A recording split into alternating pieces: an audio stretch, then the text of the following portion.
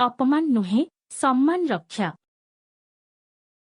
राजांकर जणे विश्वस्ततम सेवक वार्धक्य हेतु तांको दायित्वरु अव्याहति नेला बेले राजांकु अनुरोध कले जे तांको पुओकु कोनोसी एक कामरे लगाई दिया जाऊ। राजा ताकु द्वार रक्षक भावे नियुक्ति देले। किछि दिन परे कोनोसी एक कारणरु राजा तांकर सेही पुरुणा सेवकंकु डकाइले। राजप्रासादर समस्ते थिले तांकर जणाशुणा, तेणु से पहुंचु पहुंचु राजप्रासादर अन्यान्य कर्मचारी माने तांकु बेढिगले। किंतु राजउआस भितरकु प्रवेश कला बेलकु द्वारठारे अटकाइला तांको पुओ। से कहिला, आपणंकु संपूर्ण तनखी नेबाकु चाहिबी। सेवक जनक अप्रतिभ दिसिले, किंचित अपमानित मध्य मने कले, हेले किछि कहिबाकु न देई पुओ तांकर तनखी नेबा परे जाई भितरकु छाडिला।